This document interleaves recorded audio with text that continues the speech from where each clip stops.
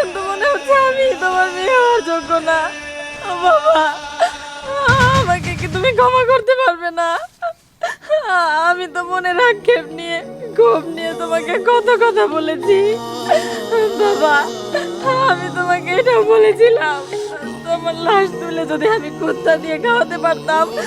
কিন্তু বাবা, বিশ্বাস করো, আমার এখন ইচ্ছা করতেছে এই মাটিগুলা ঘুরে যদি তোমার পা দুইটা জড়ায় ধরে আমি ক্ষমা চাইতে পারতাম।